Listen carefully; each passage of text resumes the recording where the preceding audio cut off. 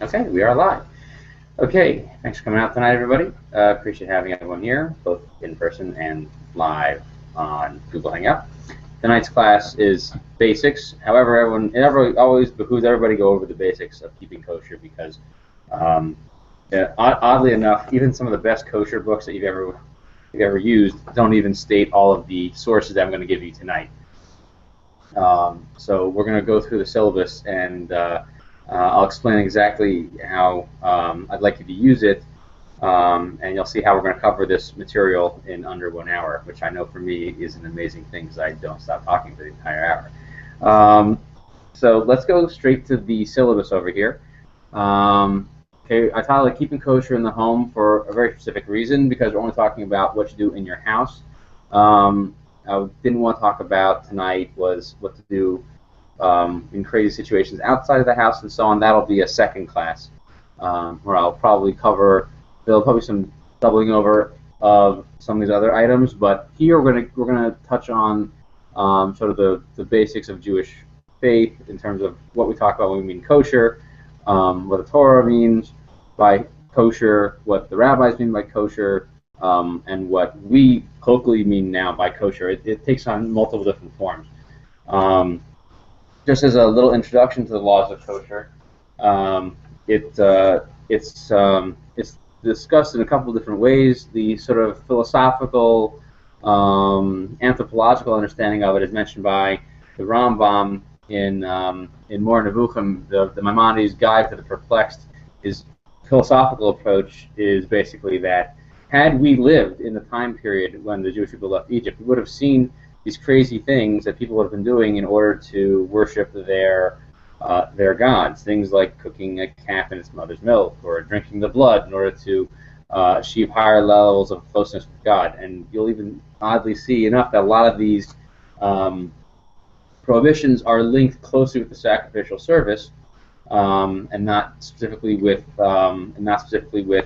other types of prohibitions. It's not listed. Not the laws of keeping kosher are not listed with practice of let's say business ethics and so on that are listed in the Torah and tort law. They're listed specifically when it comes to practice and worship. So they become part of a spiritual perfection, which Maimonides explains philosophically was only attainable by eliminating the idolatrous connectivity that was prevalent in the age of the giving of the Torah, which we cannot relate to in the same way, but we can appreciate that these same practices give us from in our own lives. The sort of spiritual message contained in them is the idea that tuma that is contracted by consuming the non-kosher items. In many cases, eating an animal that is carrion, or that was not properly slaughtered, or that is listed as a non-kosher, a non-acceptable animal, or a behemoth tmeya, or behemoth einena tahora, an animal that is either classified as impure, would all be what's I'm looking for? Would all be forms of disconnect between ourselves and God. In effect, that it stunts our ability to connect with Him. It blocks our hearts from connecting with God's oneness. But we're not here to hear about all of the fun and spiritual aspects of it. That's for another class, another time, maybe Parsha Shmini, where we like to actually eat all these different animals here at my home, different kosher animals. So let's talk about all these different types of animals listed in the Torah that are listed there. So in A over here we have types of animals that are acceptable and only through shechita, which to clarify that there are types of animals that are acceptable, and I should have clarified that, and those that are only through shechita. Some of them, I'll list that later on in 6, that certain animals that require shechita, which is the kosher slaughter, which I'll explain in brief detail. You won't, from any of my classes, ever learn how to shecht an animal, but you will understand what the parameters are and why it is such a challenging subject that people just go around and doing it themselves, other than the fact that there's health violations involved. But be it as it may. The first type of animal that we talk about here is the acceptable four-legged animals. Okay, and we're not going to go through all the sources now.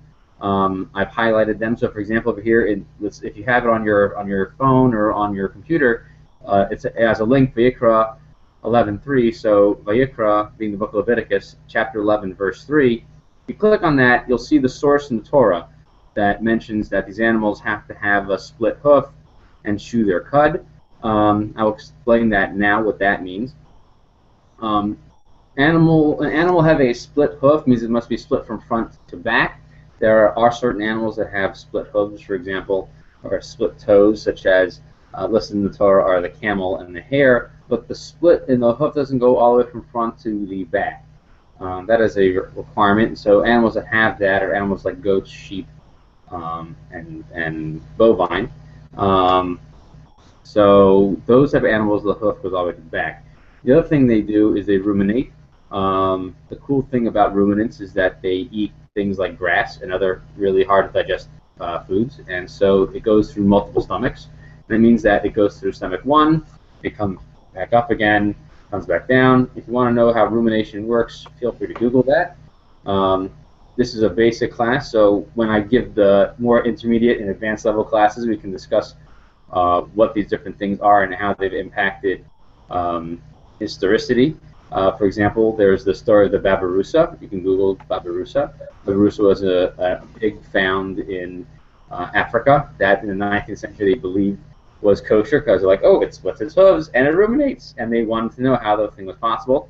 Turned out it was a hoax. We're not going to talk about that tonight, but it's something fun you can have to think about and Google and look it up from the words of the Paris Yisrael and other such places. Why they thought it was a kosher pig and why it was actually not a kosher pig. The other thing you can look up is elk, too. Elk is a mystery, how elk is a kosher animal. And the last one I'm going to mention is giraffe. Giraffe happens to also be kosher, and it's not because and it's not that it's a kosher animal and that we don't know how to chef it properly, as you'll see in a second. A giraffe has one of the largest areas to perform a proper kosher shechita on because it has a very, very long neck, and we'll learn about that a little bit more specifically in a couple of sections. But suffice to say that the acceptable four-legged animals, again, are those types, and those are listed specifically in the Torah. So those are the kosher animals, four-legged animals. Okay. Anybody has a question, by the way, go ahead and jump in and ask me anytime. I'll also look for it on chat if you put it there too. The second item over here is acceptable birds. Okay, in Vayikra it says that there's a list of birds. There's a list of 24 acceptable types of birds, and then a bunch of birds that are not acceptable. Okay, very quickly, the Torah doesn't actually give or list the same way it does by fish and cat and other animals. Like if you see these signs on a bird, it is kosher. It says these birds are kosher in list 24, and these birds are not. List a bunch of those, right? And so, as a result, you learn that you learn what is a kosher bird and a non-kosher bird based on the inference of the kosher and the non-kosher. So, I'll just give you a quick overview of that. Number one, a kosher bird is never a bird of prey. So, if you want to say you want to eat a bird, right, and you're hungry and you want to eat it, okay. This is hypothetical, and you know how to do shechita properly. So what you do is you look and see if it's a bird of prey. One way to look to do that is look and see if it eats other things. Probably have to have some prior knowledge of its behavior. Okay, if you can eliminate the bird of prey factor, it needs other things too. One is it has to have a crop. The crop is the section below the neck on the bird. It has to have a crop. It then has to have what's called the korkovan sheniklaf, which is the stomach. The stomach has to have two parts to the lining, an inside lining and an outer lining. And then there has to be also an extra toe by the talons. Okay, so instead of having two in the front and two in the back, like so, I want to see that, like that. Okay, so instead of looking like that, you'd have to have three in the front and one in the back. So if you ever see a chicken, it has three toes in the front and one in the back. or other kosher birds that have a wide webbed foot, those are all kosher and those are all acceptable. Okay. Why this 3 toes in the front? Oh, because so that's just it's an inference that the rabbis gave us, that birds of prey have 2 in the front and 2 in the back, that they can grasp things, and birds of prey tend to have that. Even if they're not a bird of prey, for example, many species of parrots have 2 in the front and 2 in the back. So even though they don't eat other birds or other mammals, even if it's not a bird of prey, it has to have 3 in the front. Why? Because that's what all the kosher birds in the Torah all have in common. So those are just things to know about it. But that's actually how we determine what is a kosher bird, what isn't a kosher bird. The only way we know what's kosher, what isn't kosher, is because you ask the guys who are doing the shechita. Well, how is a kosher bird? Well, we've been always looking and eating these birds, and therefore they're kosher. So we don't do it based on physical signs anymore. We haven't done that in 500, 600, 800, maybe 1,000 years. Hasn't been done that way. Maybe in Sephardic countries it was done that way, but that's also been debated. We just know that the rabbis gave us those symbols, but for the most part, we don't rely on any of those symbols anymore, or any of those signs on the animal. We only go based on what we have accepted traditions on. So things like chickens, geese, ducks. And even by geese and ducks, it's domesticated geese, domesticated ducks, those big white ones with yellow bills. Same thing with the ducks. There's discussions about whether mallards are even kosher or not. Other certain types of ducks that you see around may not even be kosher. Pretty much all species of chicken are kosher, except for the ones it's crazy chickens that like lay rainbow eggs. So some of these are debatable, but just know that these things exist and that there's discussions about them. Ducks are kosher, yeah. Ducks, geese, chickens are all kosher birds. Pigeons, doves, and there's another small bird that I'm going to say the wrong one. It's not swallow. Is it swallow? Sparrow. There's this other small bird that's like a pigeon and a dove that's also kosher, and quail. That I can think of off the top of my head. It's important to know what the kosher birds are, because we can also eat their eggs too. Which we're not going to talk about eggs tonight so much. We'll talk about it a little bit, but not too much. But that's basically acceptable birds. Okay, so all those kosher birds all have stuff in common. They have 3 toes in the front, maybe even webbed, and those are all acceptable. All the types of birds that you see out there are not, like ostrich or anything else they sell in the crazy market. You see like ostrich eggs. You see like ostrich eggs at Whole Foods. I just saw them. They're like the size of a football, right? So keep throwing them because you can't eat them. Okay, so the ostrich is not a kosher bird, for example. Or robin. Robins are not kosher. They have little round eggs also. But anyway, just know there's only certain types of birds: chickens, ducks, geese, pretty much kosher species. Oh, and turkeys. Sorry, forgot about turkeys.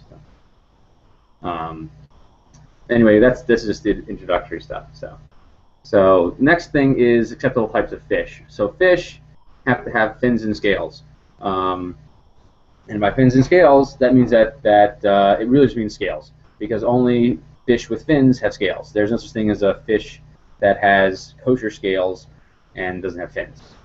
Needs to be clarified a little bit, because all types of fish have certain types of covering, and by scales, what is meant is stuff that sort of lays on the body like a chain link armor.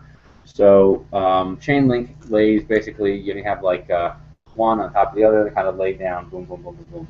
They're layered, and so if they're not layered like that, it's not a kosher scale. Things like shark and eel, those types, they have a scale, but it's not what's called kaskeses. Kaskeses is like the words kash kash. They jingle and they clangle together, and etymologically, those are not the types of scales that are on those types of fish. They basically so mahabdil. If you stroke a cat backwards, it kind of has a lot of static in its fur. So if you were to stroke an eel or a shark backwards, it actually has very sharp, pointy things on its body. Those are not scales. Okay, so it serves a purpose like them, but I believe they are called ganoid scales, and they are not kosher like the ones that are on kosher fish. Those I believe are called cycloid. But then again, we're not being tested on our scientific knowledge of fish, just to know that there are kosher scales. Now, that's important to note. Because that's the way you can identify a kosher fish if you were shopping for one and you didn't know. even has the head and everything else on it, if it has those scales on it, the way you know it's a kosher scale is if you were to look towards the head, okay, and then pull the scale away from the head, it would pull out of the skin without actually ripping the skin because it's not heavily attached. It's almost like a fingernail covering on top of the surface of the fish. And basically, if you buy very often at these places, if you buy whole fish, they'll be descaled already, and that could be a problem of identifying it as a kosher fish if you don't know what the kosher fish looks like. So, for example, if you know what halibut looks like, and it's a whole halibut, but they've removed all the scales, as long as they generally can identify that it's the halibut fish, you can rely on that. Or if you're not sure what it is, but you know that it has these scales on it, you could use those as identifying signs. We'll come back to some of that actually later. That's pretty practical stuff. Okay, number 4 over here, acceptable locusts. Yes, there is a kosher species of locust. For those of you who don't know, locust looks like a giant grasshopper with wings that cover the entire length of its body, and the legs are very long that they go up and over the top of the body, and it jumps and it flies, and it's a terrible thing to have in the world, but there is that type of locust is kosher. And in Yemenite communities, they have a tradition that if you take the underbelly of the locust and you look at it, it has as they would call it, a kamin chet. A chet is a letter that looks like this. Okay, so the chet, like halab, right, dvash, right. So if it has that little marking on the bottom, they say it's acceptable. And one funny guy one time said, actually, he says, look, it even has the symbol of the OU, the Orthodox Union. After he turned it the locust upside down, it looked like this, and then put a circle around the U shape, which I still found amusing to this very day. I would share that. So anyway, however, locusts are not common in Ashkenazi countries, they're not common in many Sephardic countries, and the tradition to eat locusts has all but disappeared. There are large groups of Yemenite Jews who still continue to eat it. The last time I know it was served at a meal was about 15 years ago. At what Rabbi Ari Zivotofsky and Dr. Greenspan had collaborated on what they called the Halach Suda in Israel, and they served all types of crazy stuff. One of the things they served there was locusts. So just know that there are people who still eat it. Common custom to eat it. You won't find it in your kosher supermarket anywhere with any hechsher on it that I know of. Okay. Okay, so we have all our kosher animals. We have our goats. We have our chickens. We have our salmon. We have our locusts. All right. We have a meal now, except that certain things require kosher slaughter, which is shechita in section 5 over here. It's mentioned that you have been commanded to slaughter the animal. Now, what I've cited for you in here in Devarim 12:21, right, Deuteronomy, chapter 12, verse 21, is a requirement that the animal must be slaughtered. What is missing from the Torah is exactly what the procedure is for slaughtering the animal. I'm going to go over that super quick because that is all stuff that is contained in the Torah Sheba'al Peh. This is all things that was passed down from Moses for ages to all the Jewish people. There are 5 basic laws of shechita. Let's go through it real quick. There's shehiyah. Shehiyah means to pause. So if as you draw the knife across the neck of the animal, and it has to be the neck. In the neck, it means that below basically the vocal cords and above the stomach and above the lungs. So you can't pause as you move along the trachea and the esophagus. You should try to slaughter the overwhelming majority of both of them and go all the way through them. And you cannot pause as you do it. So you can't, let's say, start, have a cup of coffee, come back, go the other direction, have another cup of coffee, come back. Okay. In fact, it should be smooth and consistent, almost like playing a violin. Although I was told by one shochet that shechita is actually kind of more like playing electric guitar. If you were, like playing super fast, like Johnny Cash, and you try to go through the notes as fast as you can, not like the violin where you draw and draw. You want it faster. So pausing is no good. Drasa is the second one. Drasa means you can't pound it, so you can't chop. It has to be smooth, like a violin. So it can't go straight down. It has to go across the neck. Halada is the next one. which means you can't cover the knife, which means you couldn't go into the neck and then come out the other side. It has to go across the top. It always be exposed. There's even a question if, let's say you're performing shechita and a towel fell on top of the knife or your yarmulke fell on the knife, but the knife can't be embedded and then pulled out. And then hagrama is the next one. You cannot do shechita when you have gone outside of the places of shechita, so above the vocal cord and the largest ring at the top of the esophagus. That's outside. Then if let's say you stick the knife like into its lung or into its stomach, is too far below. So that's if you go outside of those places, or if you go outside and then go back in. Those are all problematic. I'm not going to get into the specificity of it. Just know that that's what the fourth problem is. And the fifth one is ikor. The fifth one is a ripping action, which means to either try to perform shechita where one of the either the trachea or the esophagus is dislodged from its place in the jaw, or if you use a knife that has a nick in it, which would basically create a ripping action. So that's why a knife has to be perfectly smooth, like a piece of glass. It basically can't have any bumps or nicks or dings of any kind. It has to be smooth like the edge of a surfboard. You can't. It's got to be perfect. And so if it all has any type of if you can run your fingernail along it and it stops even for a split second, you have to go ahead and get that nick out of it. That doesn't work. Okay, so that's kosher slaughter. That's required. There's other forms of preparation that are required as well, which we'll talk about in a second. We'll talk about other prohibited items. But just know that gets you. If you do all those things right, you slaughter the animal. The animal is now almost ready to be eaten. Okay, and the animals that require shechita are animals and birds. There's no specific mention in the Torah for this. This is also a Torah. This is also Torah Sheba'al Peh. It's also a received tradition. It requires shechita. I didn't cite the Mishnah for this. I felt it was outside the parameters of our study. I just wanted you to know what the sources were in the Torah for most of these things. Any questions about kosher items? Okay, what's a kosher thing? Kosher animal, kosher bird, kosher fish, kosher locust, kosher slaughter. Yeah. The question column has been disabled for typing. Really? Yeah. Okay, just go ahead and ask your question then. Well, yeah, that makes sense. I tell you that it's this anyway. So. Go ahead. In instances where, say, we have like urban farms, urban little husbandry projects, would you have to be trained in the ritualistic slaughter of the animals, or would you have to take it to a butcher?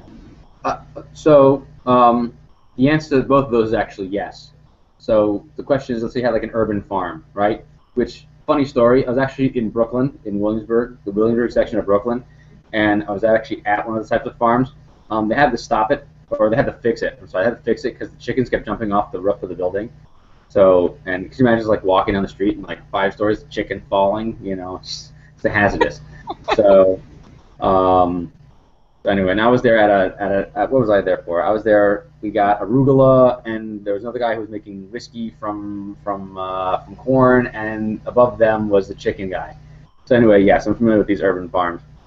And so yes, number one, you have to be trained in the slaughter.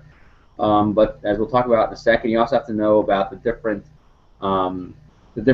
what are called trephos, which we'll talk about that in a second. The different things that could render an animal after shechita to still be not kosher because they have some type of a blemish, either because of disease or they've been attacked by an animal that could create some type of other infection inside of them.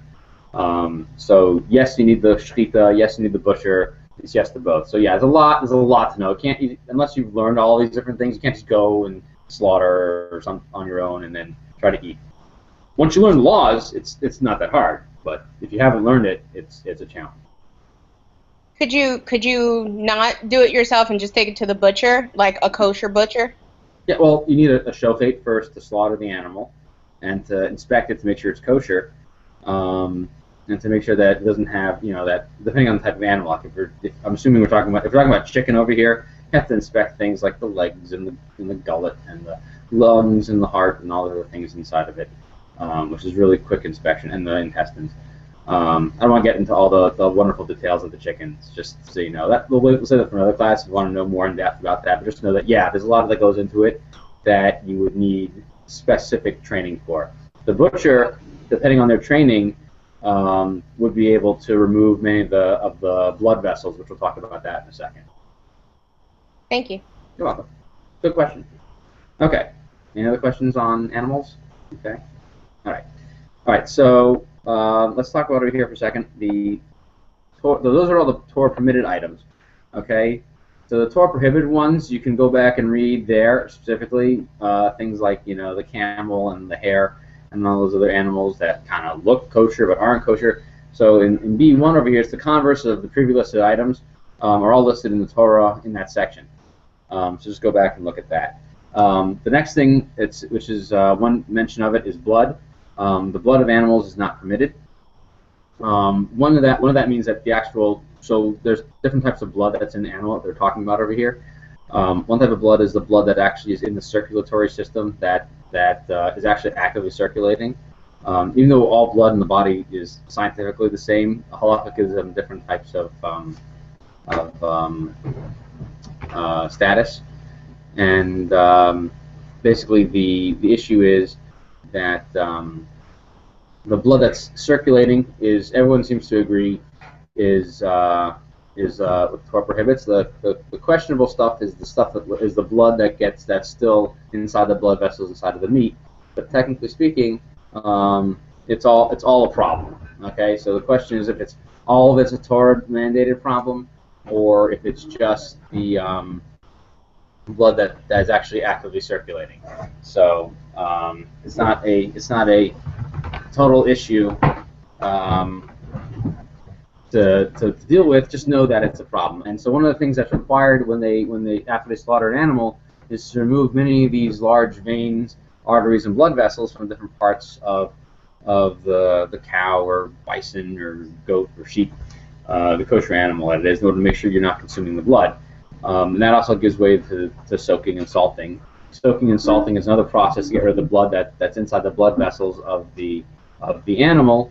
But again, this is an introductory basic class, but these are all important things to know about. That removal of blood is imperative. So it's the blood that's in the circulatory system. It's the blood that's actually inside of the flesh of the animal itself. And the circulatory system is easy. The animal is drained. From the meat itself, there's a process in the soaking and salting that it must go through. And nikur is also, before it's soaked and salted, the larger blood vessels, arteries, and veins that run through different parts of the animal are removed. And so that gets rid of the blood. The second thing over here is the fat. Okay, and again, these are highlighted. You can go look it up. Fat, which is referred to as the way it's explained to, the way it is actually described, the Hebrew word for it is chalev. Chalev meaning the prohibited fat that the Torah prohibits. Basically, the prohibited fat is inside of all living things. There is two types of fat, and one type is a visceral one that's basically inside of that basically is inside of the tissue and sits along the muscle tissue. The other type is basically sits on top of a membrane and is subcutaneous. It doesn't actually, it sits right below the surface of the skin. So it sits on this membrane, it's below the surface of the skin, and it basically floats around the abdominal area, the abdominal walls, and the liver and the kidneys. That's what chalev is. It's this subcutaneous fat substance. So just know that this is what the Torah is referring to. There's some fun disagreements about the fat that is right near the diaphragm. Again, if we have a more advanced class, we can talk about what that stuff is and how fun it is to know that there was once a huge debate that separated the scholars of Israel and Babylonia because of fat along the diaphragm. Just know that it's there. Okay? And so therefore that stuff is a problem. And that's also why they don't sell the second half of the animal for the most part, because they don't like to have to deal with this fat.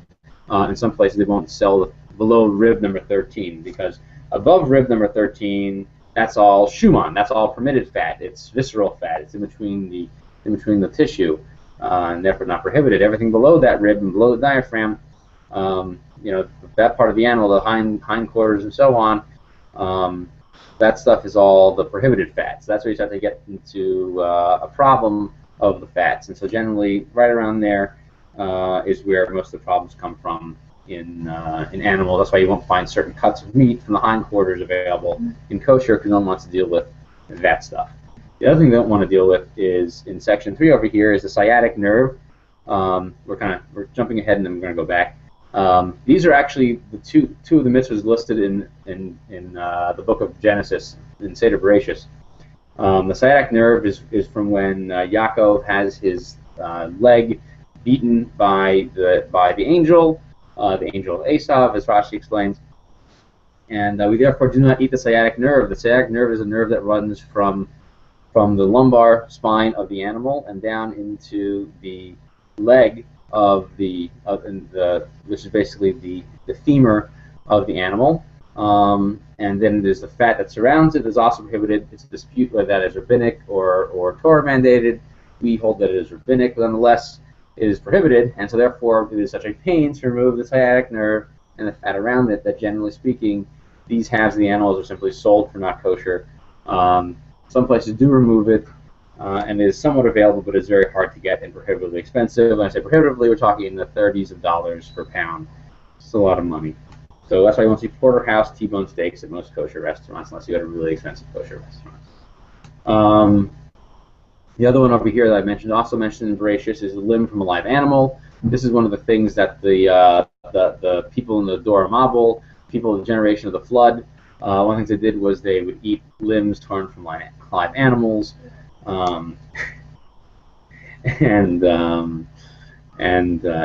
was the right way to describe that. This is prohibited. This also applies if, let's say, the animal wasn't properly slaughtered and a limb was removed. Let's say a limb was removed before the animal completely passed away. You wouldn't be allowed to sell it. Even though you eventually slaughter it correctly, the limb that was removed would not be permitted, and actually the whole animal, for all intents and purposes, probably would not be kosher either because it's missing a limb, which is a treifa. But because what animal can starve without a limb? But suffice to say, the Torah prohibits that anyway. And so just know that that's prohibited. So, for example, the process of slaughter that they use nowadays, where they stun the animal with a shot to the head, and then they begin to quote unquote kill it, renders most meat on the market aver min chai, or a limb from a live animal, because the animal is not technically dead yet; it's simply been stunned. And death, defined by halacha, is either through kosher shechita done by a Jewish person, or if the animal completely stops moving, has cessation of respiration and heartbeat. Whereas in our current slaughter system, they permit animals to be slaughtered even if they continue to respirate and circulate but have no brain function. So in many cases, even though they call stuff on the market treif, it's probably better called aver min chai. So what does that mean? Not much. Still can't eat it. In the last section over here, nevela and treifa. These are. I didn't want to get too much into just know what these terms are, not where their sources are in the Torah, because you'll find it all over the place listed in these same sections. Don't eat nevela, don't eat treifa. Give your nevela to the dogs, and and so on and so forth. And so they are two different categories. Nevela means an animal that died from non-slaughter causes. So nevela basically means that it shattered its spinal cord and died immediately. Anything that caused it to die immediately is nevela. Okay, some form of cavity. It's also an animal that was slaughtered improperly. So let's say you decided to take a serrated knife and slaughter an animal, it would become a nevela, because the animal died. It didn't die immediately, but not through kosher slaughter. Okay, so that's what nevela means. Treifa means the animal was suffering from something debilitating. Taraf actually means ripped. So generally speaking, it's referring to an animal that suffered some wound of some kind, and the Rambam says that's clearly what the Torah is talking about. However, if it's almost everything is what's called a safek treifa, an unknown torn animal. If it suffers from the same maladies that would afflict the animal that was actually attacked, but didn't actually see an attack. So, for example, if the ligaments on the hind leg are worn out, and the animal can't stand up, that's a treifa, because the animal that can't stand up on its hind legs basically is going to die. That's one of the. There's 70 types of trephos listed. We're not going to go through all of them, but there's all types of them. The famous ones are the lesions on the lungs. That generally comes from animals eating and inhaling weird stuff, and it creates little holes in the lungs, and that's also considered a tropha because the animal can't live with a hole in its lungs. We expect the lungs. Holes found in the stomachs and the intestines and all other places. Certain other things have to be missing, like or some things have to be missing. Some things are punctured, like a missing gallbladder is still a kosher animal, but a perforated gallbladder is treif. Just like in people, if they take your gallbladder out, you're fine. If it's perforated and it's leaking into your system, it's bad. Same thing too with liver and so on. Perforation tends to be a problem. Things like the stomach and the intestines. Just know that these things are there, and that's something different. Nevela is different than treifa. Even though we call a lot of things treif, it doesn't really mean, that doesn't really cover every category. It's a specific category of animal. Everybody enjoying the wonderful anatomy lesson tonight? Isn't this wonderful? Yeah. Is that for an animal? Exactly. Becoming vegetarian. An animal dies on its own. Yeah, the nevela dies on its own. Okay, so Yeah, or through you a... find an animal dead. Right, yeah. So like, you know those rednecks who drive by and they throw an animal in the back of their car? That's nevela. Okay? Now if they hit it with the car, probably also nevela. But if it's still alive, then it's going to be treifa because it's probably had its ribs shattered and so on. So if an animal dies from an injury, but you didn't intentionally cause it, It's but it dies, you still can't eat it. right, still can't eat it. What do people do then? Because you don't want to waste the animal. Do you sell it? Yeah, either the Torah says either sell it to a non-Jew or throw it to your animals. Eat. Yeah.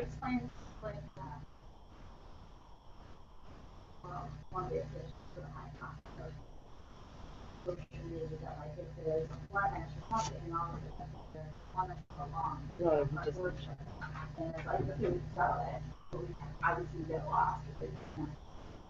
We sell it at the market price.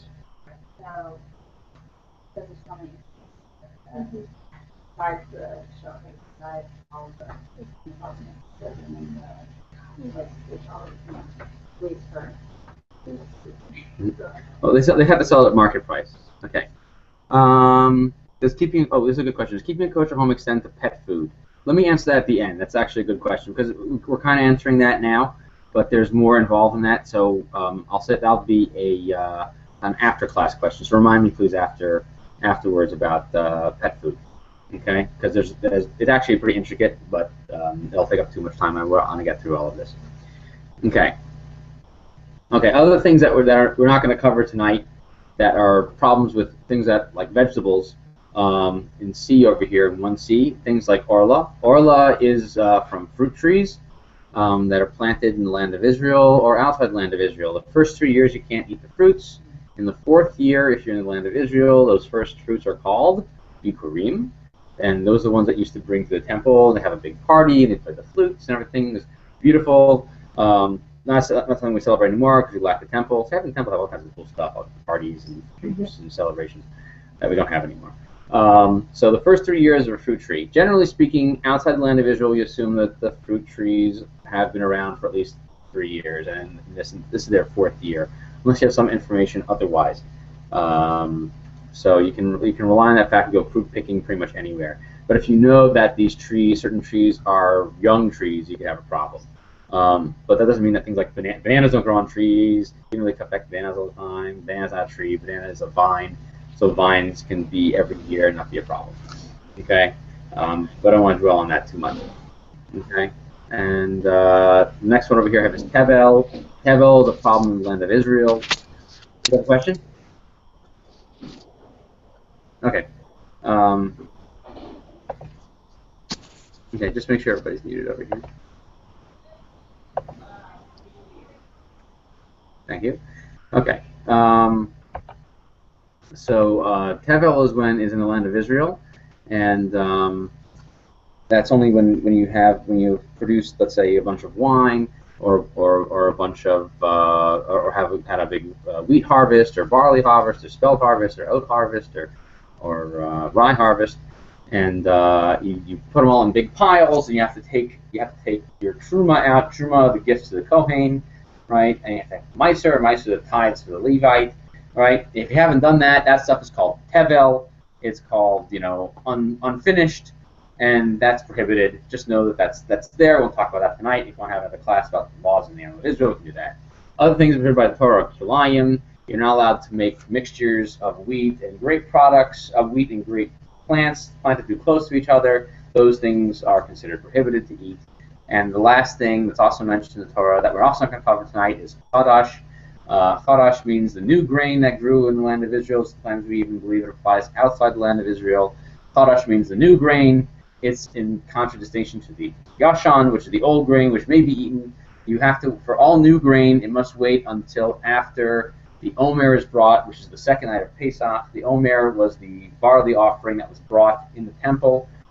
Even in lieu of the barley offering, all new grain had to wait until after the omer, which is the second night of Pesach, second night of Passover, in order to be permitted. So this may only be a problem in the land of Israel. Some people think it applies outside the land of Israel. We won't cover it tonight, mostly because most people follow the lenient opinions about this outside the land of Israel. So we're not going to cover it tonight. Just know that there's this thing called chadash, and there's something called yashan, which is the older grains that may be eaten that are grains that have either waited until after the second night of Passover and have passed through the omer, or they grew before that time and then were harvested after the omer had begun. Okay, that's the Torah level stuff. Now let's go through the rabbinically mandated items so we can have some. We can start having some more fun with this class over here. It's taking a little longer than I thought it was going to. Okay, rabbinically mandated items. Okay, so items produced by non-Jews. Okay, these are things that are permitted by Torah law but prohibited by rabbinic law. Why? Because many of them contain mixtures that may actually not be prohibited by the Torah law because you can't taste the non-kosher product, but they're prohibited anyway. So if we look at 2A1, these are items produced by non-Jews. So cheese produced by non-Jews is prohibited, mostly because of the rennet that was used, also because they're often cheese can be made in different processes, either by changing the enzyme content or the acid content. So enzyme set cheeses that are like the harder cheeses, like cheddar and stuff like that, need to have proper kosher supervision. Acid set cheeses like pot cheese, cottage cheese, and soft cheese are all acid set, and it could be using a wine product. These are prohibited and therefore also require to be made under kosher auspices. That's cheese. Again, I'm just blowing through these things. Just know these things are just a problem. Milk was an issue that was rabbinically prohibited because they used to have two different types of animals they would milk. There were kosher animals and non-kosher animals. Kosher animals, like cows and goats and sheep, their milk is permitted.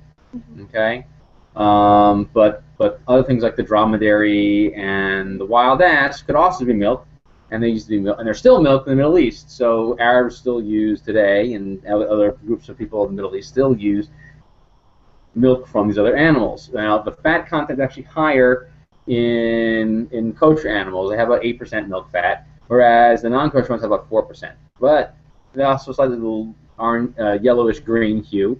But the concern was that if they had them both around, they'd mix them together, and therefore you'd be consuming that. And so therefore milk required some type of supervision to prevent that from happening. In the United States, this isn't really much of a problem for the most part.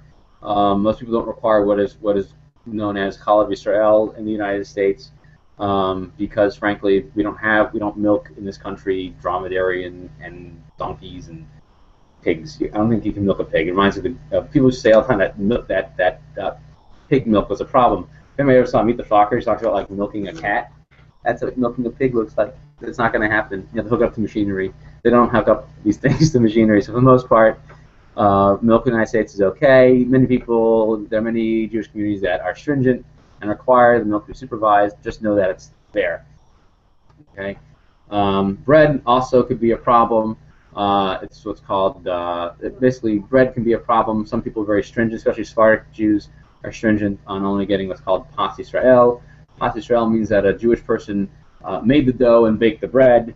Sephardim are very strict on that. Ashkenazim only require that a Jewish person light the oven to relieve this problem.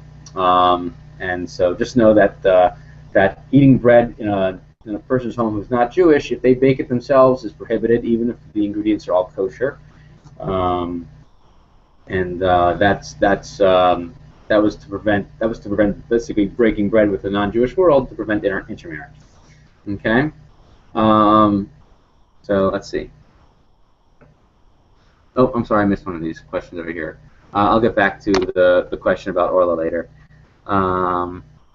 Okay, kosher grapes we're going to cover actually right now. The two questions were what were the years for Orla? Yes, the years are counted. A year is through Tu B'Shvat, but again, I didn't want to talk too much about that. So remind me to discuss the laws of Orla with you later.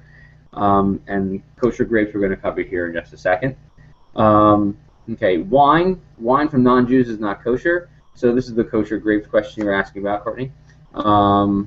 So basically, this is just, we're not going to get into the nuances of it. We can talk about that in another class. But just know that wine technically is a kosher product that was made not kosher, mostly because it was used either as a sacrament for idol worship throughout non-Jewish people's homes, and also so that was a major concern, and also it was something generally used again that could promote intermarriage. So it's prohibited for those two reasons.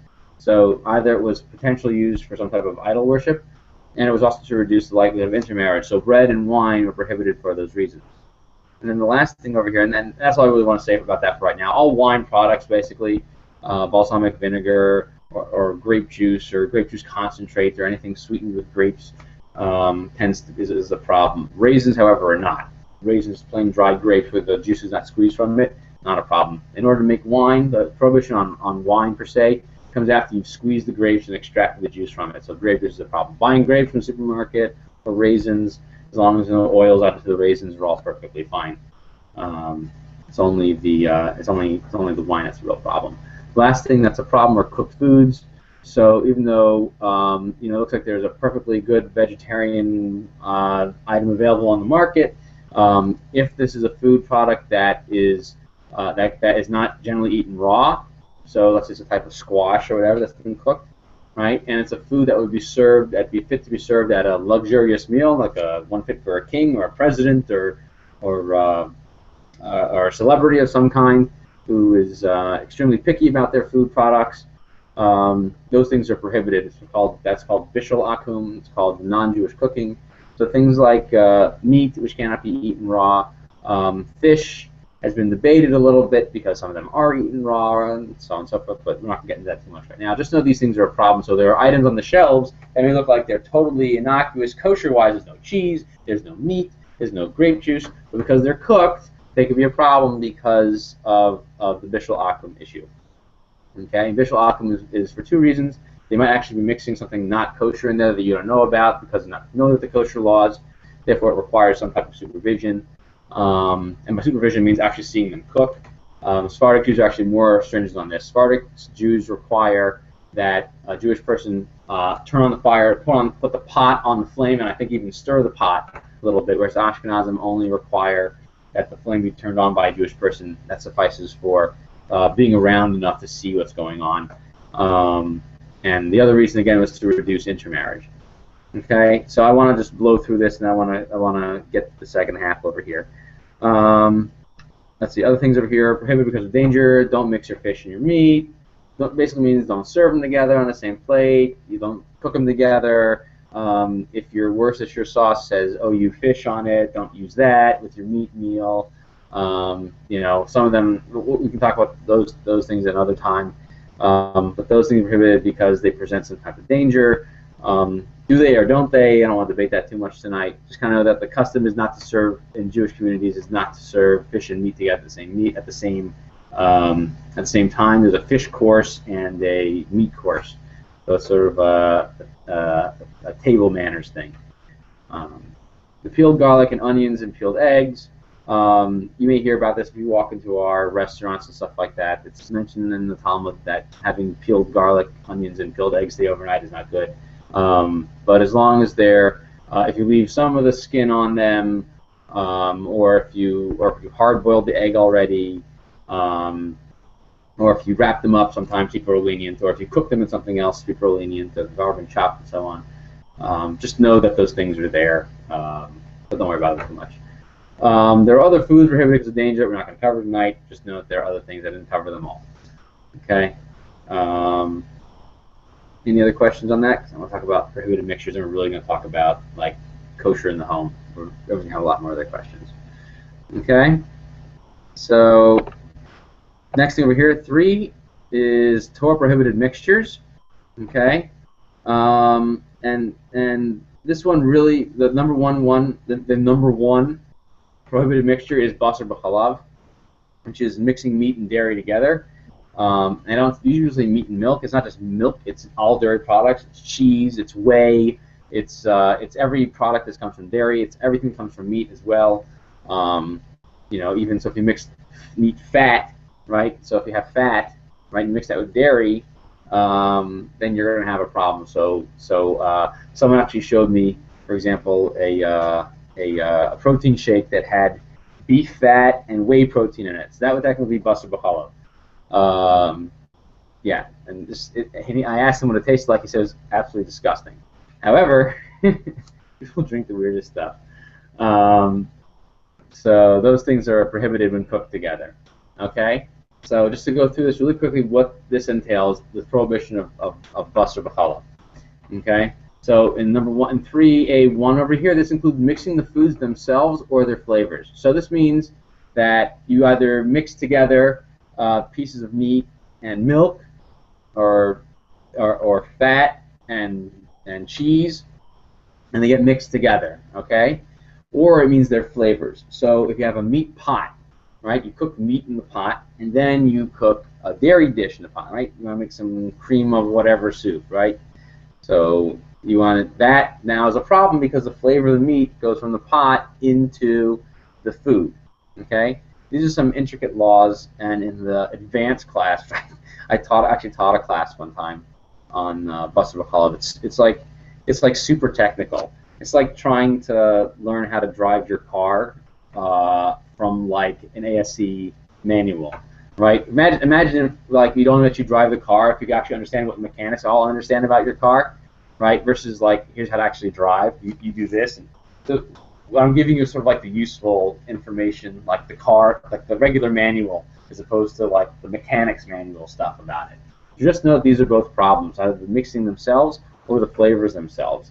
And we can go into the intricacies of all the other questions on the time, which is why I've told most people to avoid many kosher books, except for like the Kosher Quest book and so on, because many of the kosher books go into significant detail about what these prohibitions are, and just know that it's mixing them.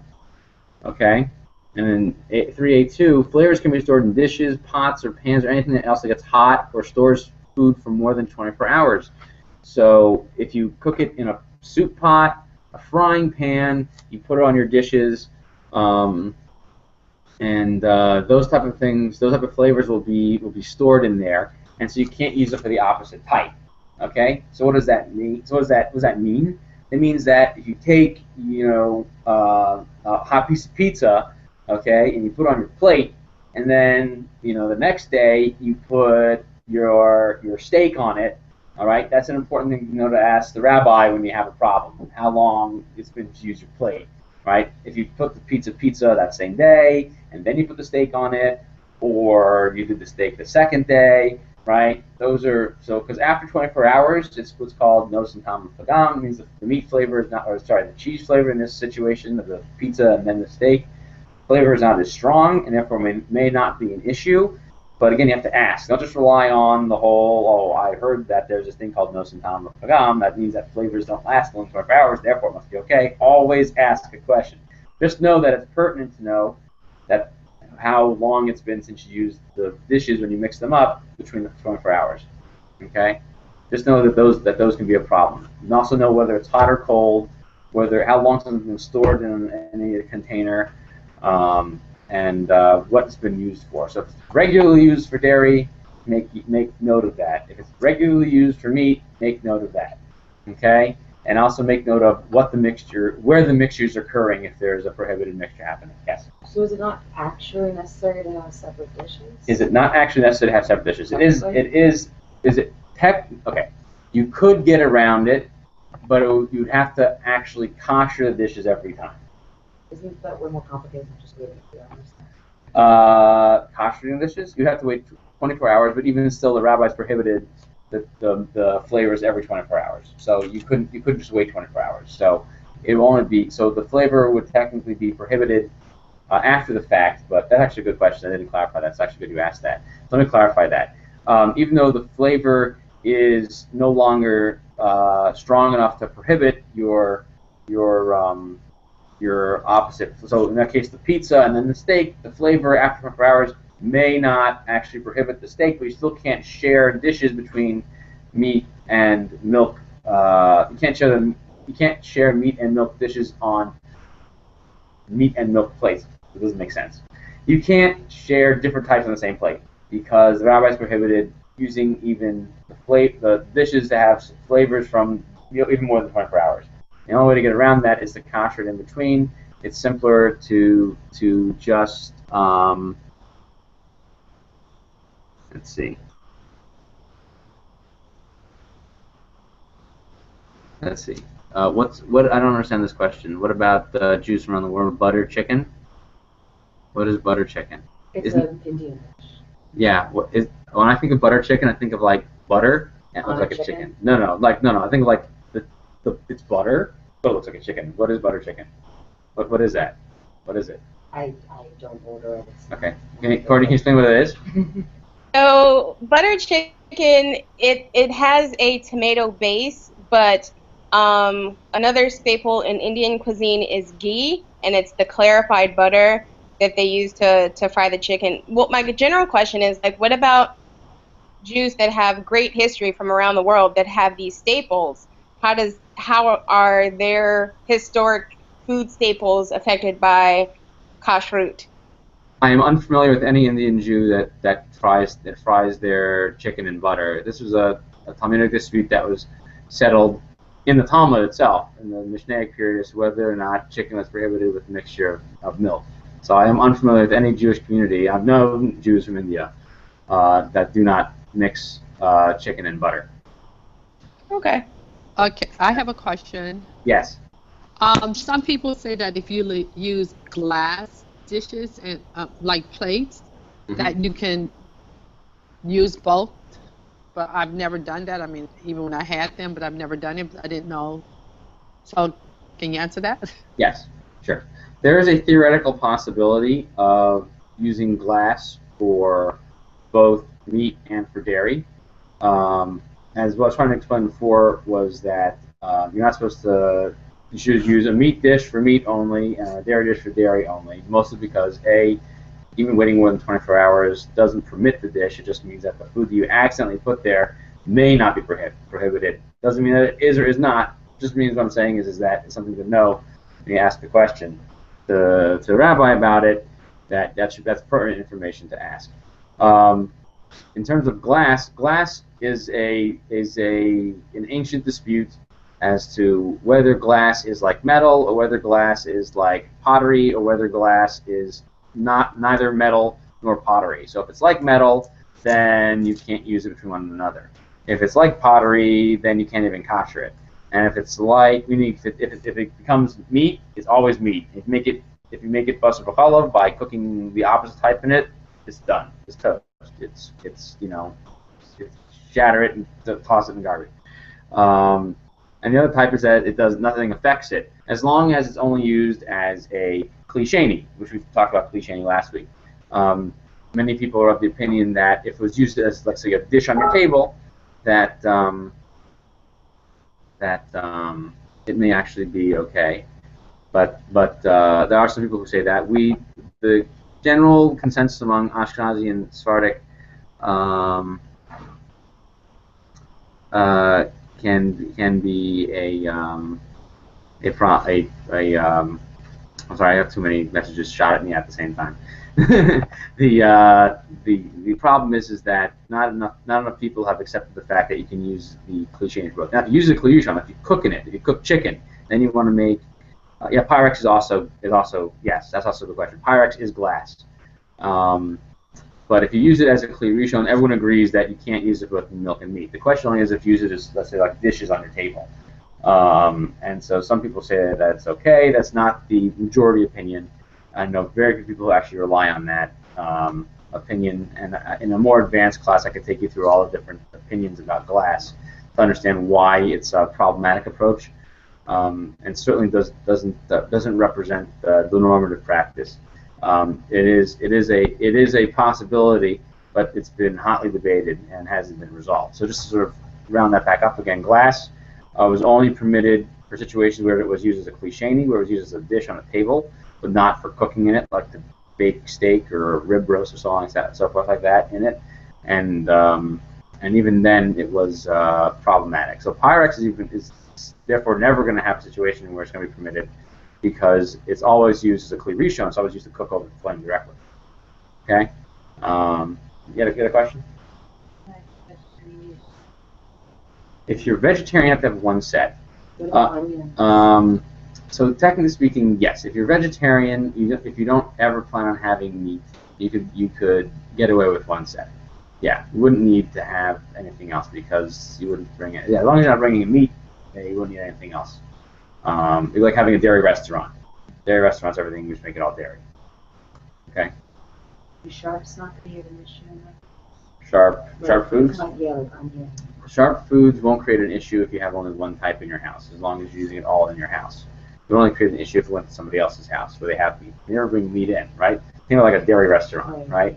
In a dairy restaurant situation, we don't allow any meat to come in, so they can chop onions to the heart's delight, and not have to worry about meat things coming in, and therefore it wouldn't be necessary to have anything but all dairy utensils in there. So if someone asks to borrow it, it have to be for some dairy purpose. So then you wouldn't need to have separate dishes. Okay. If you only have Mm-hmm.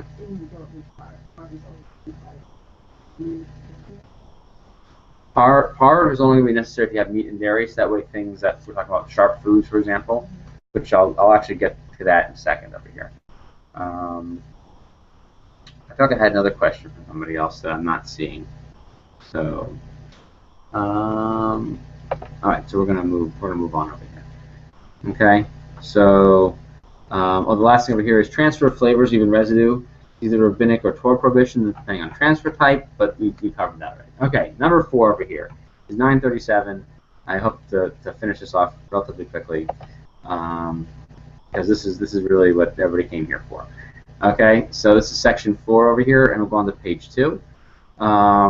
This is your basic essentials for a kosher home, and then we'll get to a lot more questions. Let's come back to the fish questions in just a second. I think we'll answer a lot of your questions as we get through section 4, and then let's get back to all the questions. We're going to have 87 questions over here, I'm sure. Mm-hmm. So let's go through this. Okay, A, only buying properly slaughtered kosher animals and birds. Okay, so we talked about what those 5 things were. Okay, so you have to your home has to have only properly slaughtered kosher animals and birds. How do you identify that? We'll get to that in a second. All right, what that means is basically it needs to have nowadays it means either knowing a good shochet, right? Like for example, I'm a shochet, like I could do it, right? So you could ask me to chef your chicken, okay? But because that violates a lot of health code violations and violates your zoning restrictions, and it could come with a hefty fine. So I don't recommend calling you over to come and chef the chicken in your backyard. Again, okay. So that's A. So you want to buy prepackaged stuff that has a good kosher symbol on it, which we'll talk about again in a second. Okay. So B over here is buying kosher fish, either with a hechsher or whole with scales, which we talked about before earlier.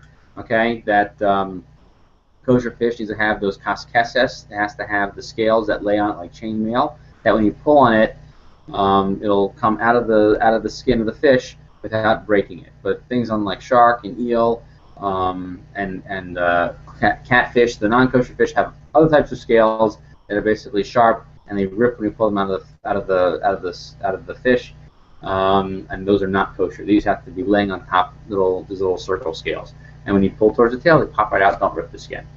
Okay, or you have to buy, if you have, like, let's say fresh cut fish. If it doesn't have the scales on it, you can't buy it, even if you have the name is kosher. Let's say you want to buy halibut. If the halibut is just a fillet, it's a big white fillet, okay, you can't buy it if you can't identify it as halibut. So either a whole halibut, or you need to have the fillet with the skin and the scales, at least a little patch of scales that have stayed on it, identify it as a kosher fish. Otherwise, you have no way of identifying it as a kosher fish. Okay. Oh, and a kosher, that's like having a kosher certification on it. Yeah, if you have a kosher certification on it, then you're okay. Oh, what about the frozen? Okay, so in frozen sections, you want the consensus is now to basically get the frozen fish with a kosher symbol on it. So, like at Costco, they have frozen salmon with an OU on it, and they have other frozen fishes that have other kosher symbols on it. But you want to make sure it's a good one. We'll talk about that in a second. Okay. So you want to buy properly slaughtered kosher animals and birds, or you want to buy your beef with a good hechsher, you want to buy your bison with a good hechsher, your elk, right, or your goat, and your chicken, and your duck, and your quail, all have to have a good hechsher on it, okay? And by the way, I've tried to find kosher quail. I've had it one time in my life. It is an amazing, amazing bird. Everyone seems to know that it tastes amazing. And it's like super ridiculously expensive. I don't know where to get it from. Okay, C is avoiding rabbinically prohibited items listed above. So, cheese got to have a kosher symbol on it. Bread got to have a kosher symbol. Wine got to have a kosher symbol. With wine and bread, there's two other. Well, let me just take you through all that. Wine and bread and all cooked items all have a kosher symbol on them. Now, there's different levels of that. Okay, with cheese, everyone needs to have what's called Gvinat Yisrael. You have to have cheese that has proper supervision on it. If there's not, even if there's supervision on it, there's like, for example, Cabot cheese has a tablet K on it. It looks like tablets that Moshe brought down from Sinai, right? Well, it's not a good cheese because the cheese that this rabbi certifies, he doesn't actually go to the plant and put the rennet in himself. The kosher process for rennet set cheeses is to put the rennet in the cheese. This was disputed. This was debated. And the settled discussion was that the rabbis have to put in, or whoever the supervisor is, has to put the rennet in there himself. Okay? And if the rennet isn't put in there, it's not considered kosher cheese. And so if you cook with it, it makes your stuff not kosher. So it needs to have a good kosher symbol. It's what's it called? It's Cabot cheese, like you can get in the supermarket. It has C-A-B-O-T. Cabot, no good, right? Cabot has that one. I think Sargento has that on it. I've seen it in Giant. Right? This guy, the kosher symbol is no good. Don't buy the Glucose K. Right? This is not a good symbol. What's a good mainstream brand? So that's like everywhere. There's Miller's, Ha'olam. There's a couple of other kosher brands that Oneg is another kosher brand I'm seeing at the regular grocery stores. Tenuva is the big Israeli one.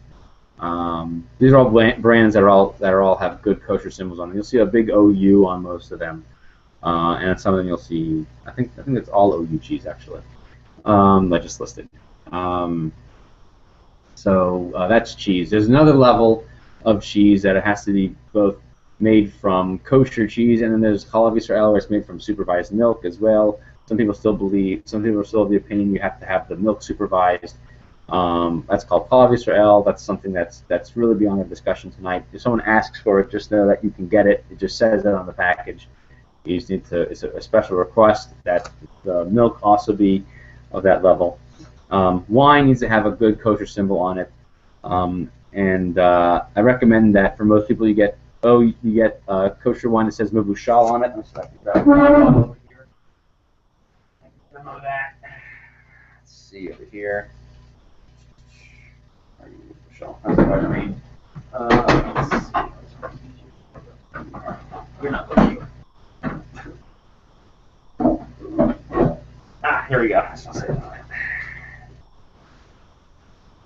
Okay. So I'll pass this around in a second. So if everybody takes a look over here at my wine bottle, show and tell. It says over here. All right, here are all the kosher symbols on here. On the bottom over here, it says kosher Passover Mevushal. Okay, Mevushal basically means that this wine can be handled by people who are not Jewish. Okay, also for people who also are not Sabbath observant. I don't want to get into the details of all that right now. That's for the advanced class. So it means that if someone that is not Jewish brings Mevushal wine, it's okay. Correct. Yes. So that's exactly what it means. And so that is. So if you're in the process of converting and you bring wine to a seder, you need to make sure it's because even if it's OU and strict because you're a convert, you held it and bought it. Right. Well, the problem is pouring it. Yeah. Like if someone's pouring it, so I can buy any bottle. Right. You can buy a bottle. Open it. Right. You can't open it. You can't pour it. You could give it to them, but most people don't. Most people aren't. There's a lot of parameters to it. You could make it happen. But it'd be like it would make other people's, because some people don't know how to do it. It's easy, but it's hard. Meaning there's a lot of parameters to doing it right. Like if I was sitting here, say the bottle's not in a bushel, right? And I'm sitting here, I'm holding it, I'm watching it the whole time, and making sure no one else takes it and pours it. Once they pour it, you can't use it anymore. Oh, so it's on the table. So on the table, it's not a problem. If it's not handled, it's not a problem. So like. So you can give it as a gift, but it's right, but then and there's ways to work around it, but there's been some funny discussions. There used to be a time in Europe where they had some other European rabbis work out this funny way of using non-bushel wines that everyone sort of looked at it and said, no, that makes no sense. But yeah, wine, cooked foods need a kosher symbol on it. I'm losing people as time gets later and later. Like, I'll watch the rest later. You guys want to stop? You want to keep going? Keep going? Okay. I'll get through the rest of this pretty fast. The rest of this it'll get. Keep going. Okay. So, and cooked items you'll see something on the package, Bishul Yisrael, or it'll say something else along the lines of, that it's, as long as it's kosher, it's fine. Okay. So D, what is a hechsher? So if you look at the what's the thing called, the syllabus. So what is a hechsher? So just so you know, in D1 over here, it's a trademark symbol of a kosher certifying rabbi or agency. If you know what it looks like, you want to find out who they are, there's a great website called hechshers.info, and you can look it up and it'll say like, what the category is. You're just looking at a picture. So like, is it a circle? Is it a squiggly line? Is it so? If you look, I think you should have all these links are all on the syllabus. Yeah. Okay. D2, good hechsher. A good hechsher, they follow the guidelines of the Association of Kosher Organizations or the respective leader in the field. Like for example, the Chicago Rabbinic Council has an agency list that they use. So for example, if the organization is a member of this overarching umbrella organization called AKO, they all have very similar standards. And some people don't need the standards because they are the standard makers, right? Rabbi Zusha Blech, for example, is an industry leader. He helps set and make these policies, and he's been doing it forever. I've actually talked to him myself, and he's just like, it's about reputation. Then the question is, in D3 over here, what items require a hechsher? I have a couple lists for you over here. There's the CRC web. There's a list over there. And there is the kosherquest.org list about what does not require a hechsher, which items require and not require a hechsher. And in D4 for sure, all baked, cooked, and other prepared items will need one.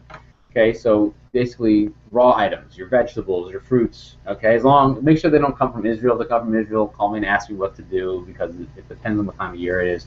Sometimes they don't take truma and maaser from that. They don't properly prepare the food to be eaten when they're sold. You can buy them, but sometimes it's an issue. But if it's during Shemitah year, like this year is a Shemitah year, it can be a problem to buy produce from Israel because Shemitah produce shouldn't leave the land of Israel. Problematic to sell it. So those can be an issue as well. But for the most part, fruits and vegetables are fine, and things like flour, unprocessed cocoa, a lot of unprocessed raw things are all okay. You can look all these things up in the list, and if you need help with this, just ask. And either somebody at some point, either I'll organize it or somebody else will organize it. Have like a trip to the grocery store to pick all those things out. All right, we are in the home stretch over here, folks. Thanks for hanging with me. Okay. All right, so you need separate utensils for meat, milk, and parv. This is E over here. Okay. And like I said before, you don't want to have to deal with all the 24-hour stuff and koshering it in between and all that stuff. Just to keep it simple. Okay. You just want to have what's it called? You want to just have separate things. You want to use different colors and patterns. So you want to make sure it's easy to recognize. General guidelines are blue is dairy, red is meat, green is parv. That's just like the that's been a kosher industry standard. And then it works its way into the homes. So what happened was that people in their homes, like, we didn't label stuff, right? So, and we still don't label stuff because we just use different colors. So, like, you know, these colors are all meat, this color is parv, and we just kind of know that. So, but some people, they absolutely need to see something. So either you can get stickers that you can get for this, that you can get at some of the bookstores, or you can get different patterns on the silverware and everything else. You need separate colors and pans, and separate colors for your forks, spoons, not all your cutlery, all your dishes, your bowls, and your plates, and your small plates, and all that stuff. Pots and pans, separate meat and dairy. Okay, those for sure need to be separate meat and dairy. Okay, all right. So storage utensils, separate meat and dairy. All right. Anything that comes in contact with food, one for meat, one for dairy. All right.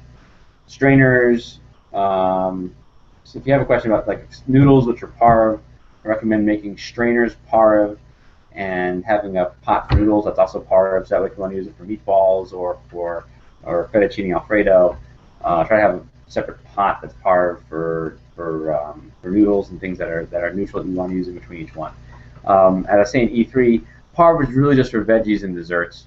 You know, the only time you really need something to be parv is like you want your onions to stay one thing, so in case you use only part of it now, you want to use the rest of it later. So you want a set of knives and cutting boards that are parv. Maybe have things. Parv can also good for fish. So fish doesn't have to, you know, intermingle between meat and dairy. There's also HACCP guidelines, so these health code guidelines that other places follow, where they recommend that fish be prepared separately and away from meat altogether. So even health code guidelines kind of follow kosher guidelines, oddly enough. So you would want to have, so kind of throw your fish preparation into parv. Desserts is like, because people want to have dessert, and generally if you have a meat dessert, you want to go have a dairy one right afterwards, which we're not going to talk about that tonight.